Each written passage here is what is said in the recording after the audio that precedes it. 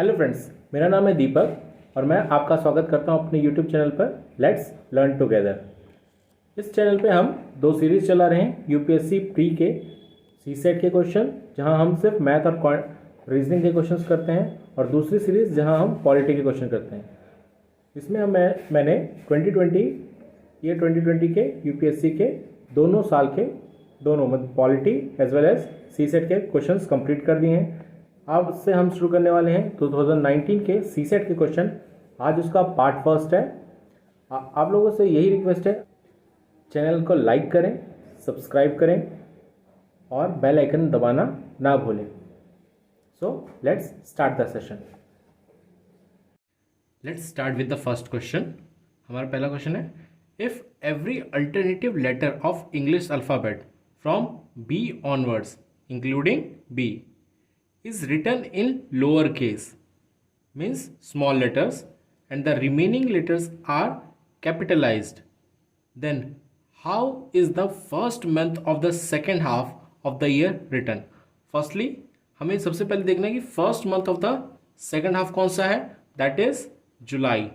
लेकिन हमें इसको इस तरह से लिखना है as per the condition given. Condition क्या बोला है, बी अनवर्ड से हमारा क्या लिखा हुआ है, स्मॉल लेटर मीन्स बी हमारा स्मॉल है, सी कैपिटल, अल्टरनेटिव करना है D small, E capital, F small and so on. इससे हमें क्या पता चल गया, जो भी हमारे प्लेस वैल्यूज में इवन प्लेस पे रहेंगे वो हमारे क्या रहेंगे, स्मॉल लेटर रहेंगे, और जो ऑड प्लेसेस पे रहेंगे वो हमारे कैपिटल लेटर रहेंगे। इतना हमें समझ में आ गया। Sorry, letter. तो हमें जुलाई का चेक करना है। July means JULY। J is 10, U is हमें क्या पता है, TU is 21, L is 12 and Y is 25। तो सबसे पहले 10 is a even, that means this must be small letter, means J must be small. U is a odd number, तो ये क्या होगा, कैपिटल लेटर, यानी कि U is capital. L is a even number, so small, again this is small. Y is at odd place, तो ये क्या होगा, capital letter, it is this. तो आंसर हमारा क्या होगा, J small, L small, U and Y is great. तो इसमें कौन सा है, J small, L small, U and Y greater, capital letter. तो ये हमारा क्या गया आंसर, आंसर इज D। तो हम move on to next question, question number 2। Sunita cuts a sheet of paper into 3 pieces. यानी कि सुनीता नाम की बंदी है जिसने एक शीट ऑफ पेपर को 3 पार्ट में काटा है। लाइक मान लेते हैं कि एक शीट ऑफ पेपर है, उसके बाद इसने कहा the first piece is equal to the average of 3 single digit odd prime number. Odd prime number start with 3, 5, 7 and so on. इसने क्या कहा, first average of 3 single digit, first 3 single digit, 3 single digit वाले यही हैं, odd यही हैं, तो इनका एवरेज 3, 5 एंड 7 का हम एवरेज निकालेंगे तो ये आ गया 5, यानी जो फर्स्ट पार्ट होगा हमारा that is equal to 5। Okay, दूसरा इसने क्या किया, the length of second part is equal to the first plus 1/3 of the length of third. Let third की जो लेंथ है, थर्ड लेंथ कितना मान लेते हैं, उसको मान लेते हैं हम x। तो सेकेंड की लेंथ कितनी आ जाएगी, 5 प्लस 1/3x, राइट। उसके बाद इसने क्या कहा है, हम इसको सेकेंड ले लेते हैं, 5 प्लस 1/3x। अब थर्ड की बारी, थर्ड ने क्या कहा, ठीक है, the third piece is as long as the other 2 pieces together. इसका मतलब जो थर्ड है, third is equals to first plus second, which is equals to 5 plus 5 plus 1/3x। और थर्ड को हमने क्या माना था, x। इसको हमने सॉल्व करते हैं, x माइनस 1/3 3x, ये 1/3 इधर आने के बाद इज इक्वल्स टू 5 + 5 मीन्स 10। ये बच गया आपका 2/3x इज इक्वल्स टू 10। इससे ये काट देते हैं, दिस इज 5, तो x की वैल्यू कितनी आ गई, 5 + 5 × 3, ये आ गया आपकी 15। यानी इससे क्या हो गया, हमारा थर्ड पार्ट की वैल्यू आ गई 15 यूनिट। और हमें पूछा क्या है, the length of original sheet of paper, 5 + this become 10, this become 15, तो कितना हो गया, 5 + 10 15 + 15 that is 30 unit. Next move on to the next question. ये है क्वेश्चन, एक सीक्वेंस दिया हुआ है हमें, in a sequence 1 5 7 3 5 7 4 3 5 7, how many such 5 are there which is not immediately preceded by 3 but are immediately followed by 7। यानी हमें पहले चेक करना है immediately followed by 7 कितने हैं, 1 है, 2 है एंड 3 है। लेकिन इसमें एक और कंडीशन है हमारे साथ, एडिशनल कंडीशन, कि 3 प्रिसीड नहीं करना चाहिए, 5 से पहले 3 नहीं होना चाहिए। तो हमारा ये वाला पार्ट कैंसिल हो गया, ये वाला केस कैंसिल हो गया, तो बचा कितना, जिसमें 5 है और उसके जस्ट फॉलो कौन कर रहा है, 7। तो हमारे पास सिर्फ एक केस बचा जिसमें हमारा ऐसा पॉसिबल है, तो answer is 1। Let's move on to the next question. ये एक ब्लड रिलेशन का क्वेश्चन है, ठीक है, जिसमें लिखा है a joint family consist of 7 members, total members are there 7, A B C D E F and G, 3 are female, ठीक है, यानी 3 फीमेल्स हैं, तो बाकी बचे हुए कितने होंगे, 4 males, right. G is a widow, means जो G है उनके पति की डेथ हो गई है, और लेकिन and sister in law of D's father, जिसका नाम क्या है, F। मैं इस क्वेश्चन को सॉल्व करने से पहले आपको कुछ पॉइंटर्स दे देता हूं। मैं यहां मेल को प्लस से डिनोट करने वाला हूं, फीमेल को उनके ऊपर माइनस से डिनोट करने वाला हूं। अगर वो सिबलिंग्स होंगे मीन्स ब्रदर सिस्टर्स, तो उन्हें मैं सिंगल लाइन सेगमेंट से डिनोट करने वाला हूं। अगर वो कपल होंगे मीन्स मैरिड कपल, तो मैं उनको एक इस तरह के एरो वाले इससे डिनोट करने वाला हूं। और जनरेशन गैप के लिए हम वर्टिकल लाइन यूज करने वाले हैं for generation gap. Generation gap के लिए हम वर्टिकल लाइन यूज करने वाले हैं। तो हमें ये चीज़ पता चल गई कि यहाँ हमारे पास 3 फीमेल्स एंड 4 मेल्स हैं। तो let's start with our diagram. G is a widow, मान लेते हैं एक विडो है मीन्स फीमेल, ओके। इनके पति की डेथ हो गई है, तो उसको हम मान लेते हैं, जिनकी डेथ हो गई है उसको हम ऐसे छोड़ देते हैं। लेकिन इन्होंने कहा she is sister in law of D's father F, यानी जो एफ है इसका या तो भाई होगा, राइट, सिस्टर इन लॉ यानी भाई होगा या होगी, तभी तो ये इसकी बीवी होगी। तो ये फादर है किसका, डी का हमें कोई अभी नहीं दिया है कि ये मेल है या फीमेल। दूसरी लाइन क्या दी जा रही है, B and D are siblings brother sister हो सकते हैं या फिर ब्रदर होंगे, तो इसको हम क्या लिखते हैं, या सिस्टर भी हो सकते हैं। B and D are siblings. उसके बाद इन लोगों ने क्या कहा, A is daughter of B. हमें ये नहीं पता कि बी क्या है, लेकिन हमें ये पता जाए कि जनरेशन में जो ए है वो बी की डॉटर है, ओके। लास्ट क्या बोला हुआ है हमें, C is cousin of B. C is cousin, यहां पर हमें और कोई मतलब एफ का कोई भी सिबलिंग या कुछ नहीं बताया जा रहा है। तो अगर बी के लिए कजन चाहिए सी, तो दैट मस्ट बी क्या, जी के भी बच्चा होगा, तो सी है। लेकिन इसका भी हमें वो नहीं गिवन है क्या कि ये मेल है या फीमेल।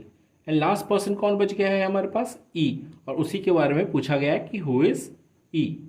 अब ई हम यहाँ कहाँ सेट कर सकते हैं, हमारे पास 2 फीमेल हो चुकी हैं, ई मस्ट बी अ फीमेल, ठीक है, ई एक फीमेल ही होगी, राइट।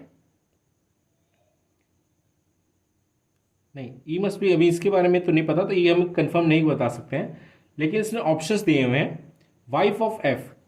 अगर हम इसको वाइफ ऑफ एफ बनाते हैं, क्योंकि हमारे पास अभी 3 फीमेल्स कंफर्म हो गई, बाकी ये सारे मेल्स कर देंगे। अगर अगर ये ई होती है तो क्या ये वाइफ ऑफ एफ होती है? हाँ, हो सकती है।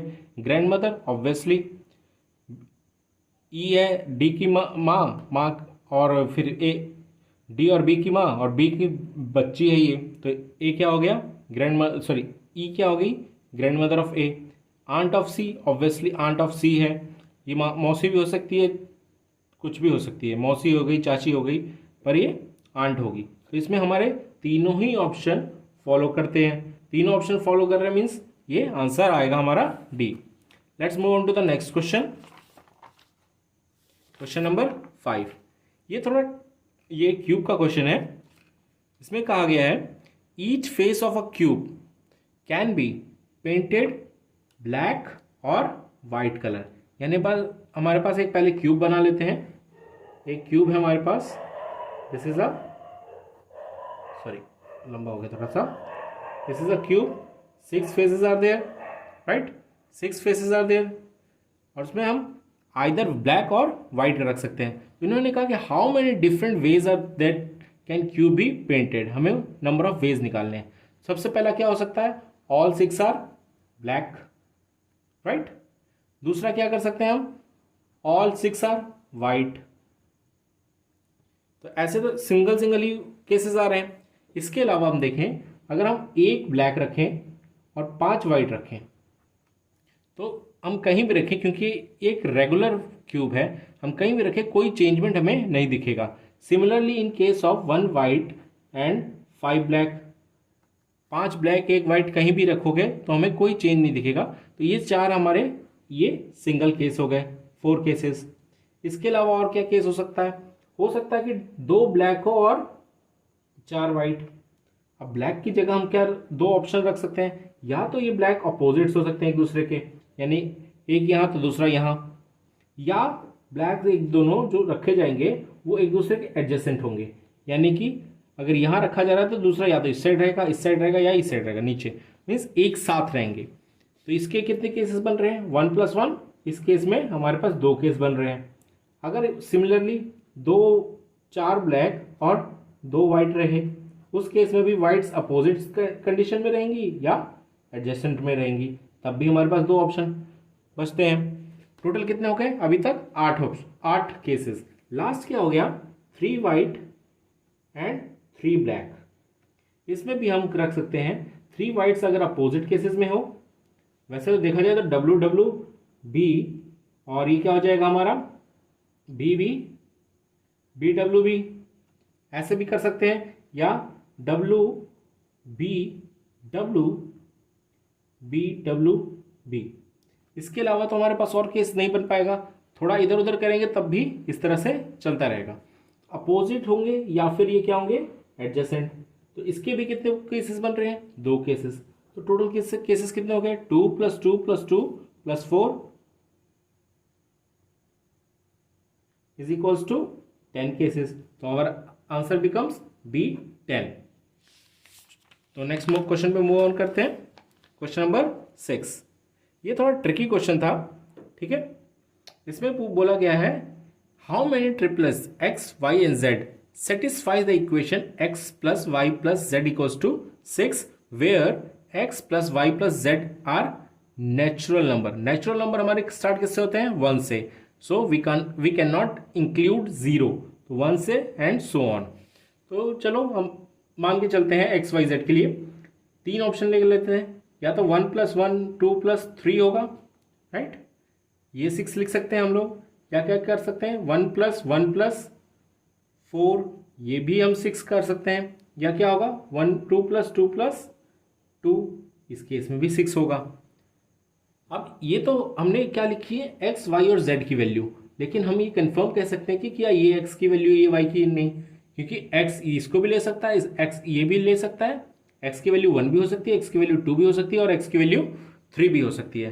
तो इस केस में हमारे पास नंबर ऑफ केसेस कितने आ जाएंगे?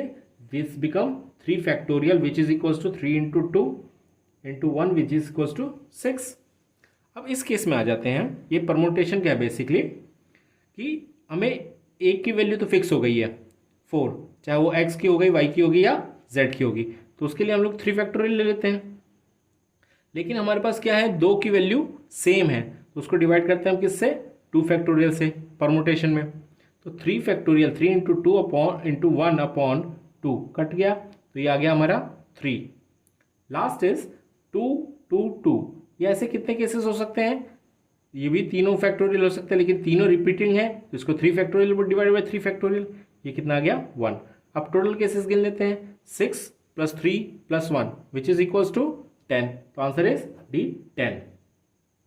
नेक्स्ट क्वेश्चन में क्या कहा गया है, क्वेश्चन नंबर 7, कि if delta means dollar means divided by, @ means multiplied by, and hashtag means minus.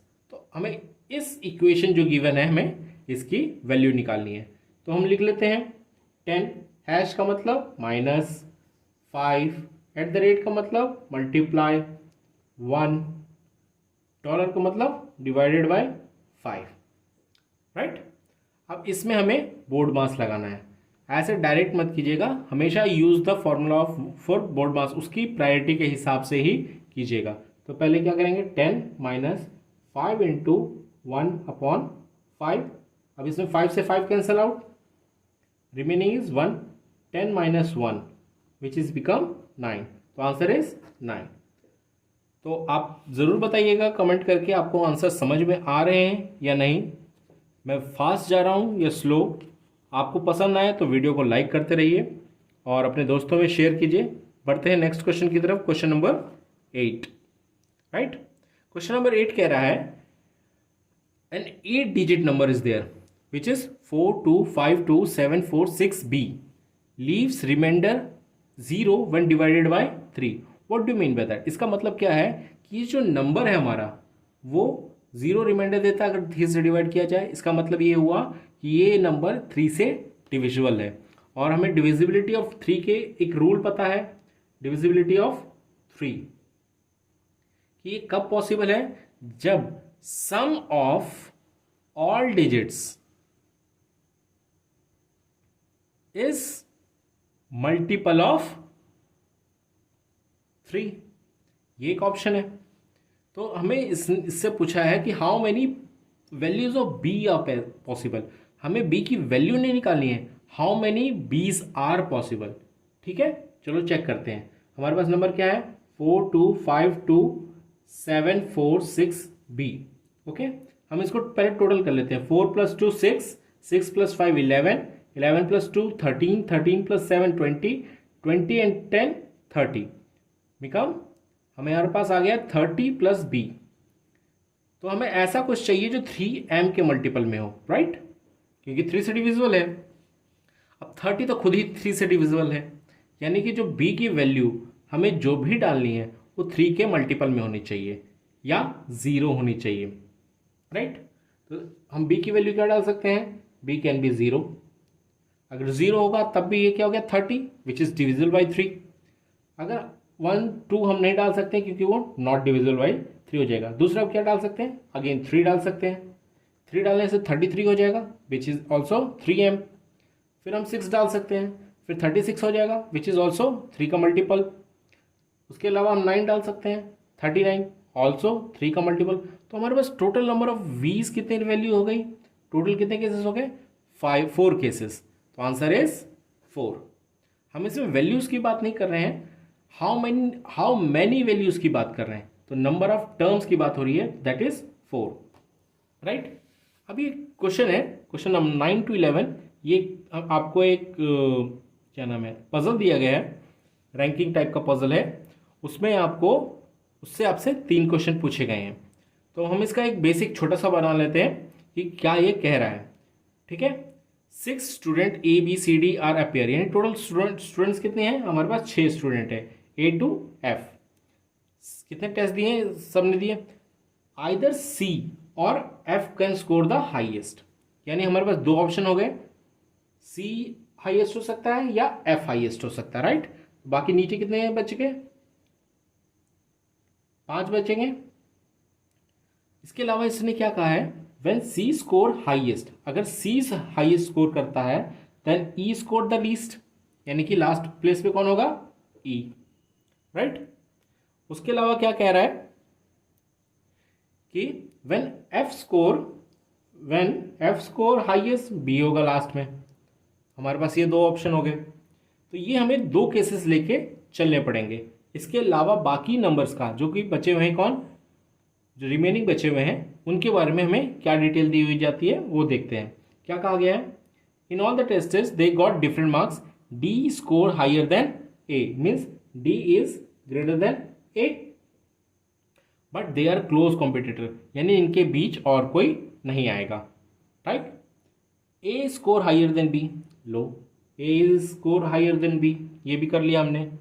C scores higher than A, अब यहाँ कहा सी स्कोर हायर, लेकिन वो क्लोज कॉम्पिटिटर नहीं है, तो ऑब्वियसली वो डी से भी बड़ा होगा, राइट। तो हमारे पास दो केसेस हो गए, दिस वन एंड दिस, ठीक है।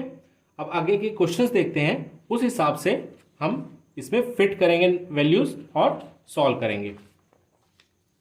Ninth question become, if F stand the second, अगर हम एफ को सेकेंड रखते हैं तो ऑब्वियसली केस 2 तो वो वर्क नहीं करेगा, ठीक है, क्योंकि वहां तो एफ हाईएस्ट होगा, तो हमारा केस 1 वर्क करेगा। तो एफ को हम सेकंड रैंक पे रख देते हैं। एफ अगर हमने जैसे ही सेकंड रैंक पे रख दिया, बीच के बचे हुए 3 हम यहाँ पर डायरेक्टली रख सकते हैं, डी ए बी, और कोई तो ऑप्शन बचेगा नहीं क्योंकि सी ग्रेटर हो गया, डी ए बी डायरेक्ट आ गया। तो इसने पूछा है what is the position of B, B की पोजीशन पूछिए। अब देख लेते हैं, first second third fourth and fifth, B become fifth, answer is सी।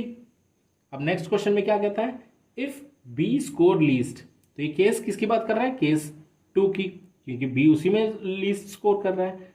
इसने पूछा है द रैंक ऑफ सी क्या होगा, सी का रैंक क्या होगा। बी से बड़ा कौन है, ए है, ए से बड़ा कौन है, डी है, लेकिन यहां हमें सी कहाँ फिट होगा, क्या सेकंड में फिट कर सकते हैं या थर्ड में, क्योंकि हमें सी और ई इसकी रैंकिंग के बारे में अभी तक ना ही उस डिस्कशन में गिवन था, ना ही यहाँ गिवन है, राइट। इस केस की बात कर रहा हूँ मैं। इस केस में तो पता ही है कि अगर सी फर्स्ट है तो ये लास्ट होगा, लेकिन इस केस में सी और ई के बारे में हमें कोई भी नॉलेज नहीं दी गई है, कोई भी डिटेल नहीं बताई है, तो हम ये कंफर्म नहीं कर सकते कि सी यहाँ होगा और ई यहाँ होगा, या सी यहाँ होगा ई यहाँ होगा। तो क्या सेकंड पे कंफर्म कर सकते हैं, नहीं। क्या थर्ड पे कंफर्म कर सकते हैं, नहीं। फोर्थ तो ऑब्वियसली डी है, तो ये तो कभी भी नहीं होगा। लेकिन जो हमारा ऑप्शन है सेकंड और थर्ड, यानी इन दोनों में से नहीं किसी एक पोजीशन पे होगा सी, ये तो कंफर्म है, क्योंकि बाकी पोजीशन तो फिल्ड है, तो आंसर बिकम डी। कि जो बी जो लीस्ट स्कोर करेगा तो सी की रैंक क्या होगी, आइदर सेकंड और 3।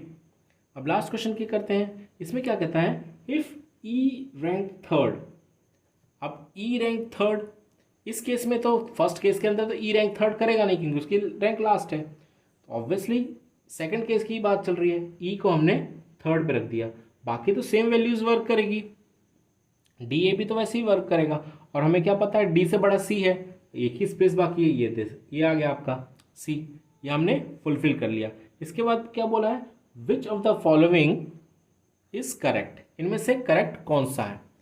ई गेट्स मोर मार्क्स देन सी, क्या ई सी से ज़्यादा है, नहीं, ये गलत हो गया। सी गेट्स मोर मार्क्स देन ई, सी ज़्यादा है, यस ये राइट है।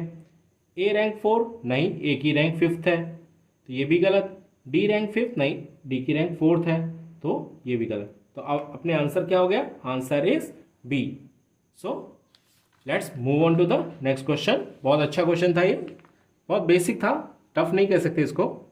अब ये नेक्स्ट क्वेश्चन देखिए, ये भी डायरेक्शन बेसिस है, ये आपका 2 स्टेटमेंट दी गई है, उसके हिसाब से आपसे क्वेश्चन पूछा गया है, right. Read the following statement S1 and S2 and answer the 2 items following. 2 question इससे पूछे गए हैं। पहला स्टेटमेंट क्या कहता है, twice the weight of Sohan, means अगर मान लें सोहन, इसमें 3 लोग हैं, सोहन, मोहन और रोहन। सोहन को हम S से डिनोट कर लेते हैं, मोहन को M से और रोहन को R से। तो इसने क्या कहा है, twice the weight of Sohan is less than the weight of Mohan, यानी 2 और S is less than M और दैट ऑफ मोहन, यानी 2 of S is less than R. अगर ट्वाइस एस इन दोनों से छोटा छोटा है तो हम सीधा सी एक कंक्लूजन क्या निकाल सकते हैं, S is smaller than M और S is smaller than R, ये निकाल सकते हैं। अब नेक्स्ट स्टेटमेंट की बात करते हैं, twice the weight of Rohan, यानी कि अब बात कर रहे हैं किसकी, twice the weight of Rohan is greater than the weight of Mohan, यानी M, and twice the weight of, और ऑल्सो दिस इज गिवन कि इससे भी बड़ा है। ऑब्वियस सी बात है, जब एस ही आर से छोटा है तो 2r तो ऑब्वियसली एस से बड़ा हो ही जाएगा। तो हम क्या करते हैं कि हमें क्या पूछा इसने, which of the following statement is correct, wait of Mohan is greatest, क्या हम यह ग्रेटेस्ट वेट बता सकते हैं, हमें क्या मोहन और रोहन के बीच में कोई केस बताया है, सिर्फ ये एक केस बताया कि twice the weight of Rohan is greater than M, लेकिन क्या आर और एम डायरेक्टली हम बता सकते हैं इससे रिलेशन, नहीं बता सकते। तो मोहन क्या ग्रेटेस्ट है, नहीं। सोहन तो किसी भी हाल में ग्रेटेस्ट नहीं होगा क्योंकि वो दोनों से छोटा है, ये भी नहीं। क्या रोहन है, वही तो कन्फ्यूजन थी, अगर मोहन नहीं है तो रोहन होगा, या रोहन नहीं है तो मोहन होगा, इन दोनों में से ही कोई होगा, तो ये तो हम कंफर्म बता नहीं सकते, तो ये भी गलत। Whose weight is greatest can not be determined, क्योंकि हमें रोहन और मोहन उनकी वेट्स के बारे में कंफर्म इंफॉर्मेशन नहीं है। तो answer is D, which is correct, whose weight is greatest can not be determined. Next case में चलते हैं, नेक्स्ट क्वेश्चन में। इसमें क्या कह रहा है, which one of the following statement is correct, wait of Mohan is list, हम पहले वो लिख लेते हैं। हमें ये पता है S is less than R, S is less than M और R 2r is greater than M, यही तीन है। 2r इज, उसको लिखने की कोई ज़रूरत नहीं, वैसे तो लिख देते हैं, लो ठीक है, यही चार हमारे पास कंडीशन प्रोवाइडेड है। हमें इससे पता करना है कि कौन सी चीज़ सही है। Wait of Mohan is least, क्या हम बता सकते हैं मोहन के वेट लीस्ट है, नहीं। Wait of Sohan is least, Sohan का वेट रोहन से भी छोटा है और कम है और मोहन से भी छोटा है, तो ऑब्वियसली सबसे छोटा हो गया, तो B is the right answer, right option. बाकी को भी चेक कर लेते हैं, weight of Rohan is, we can not say that, और छोटे के बारे में किसका लिस्ट है वो तो हम लोग कन्फर्म बता ही सकते हैं, तो ये ऑप्शन भी रॉन्ग।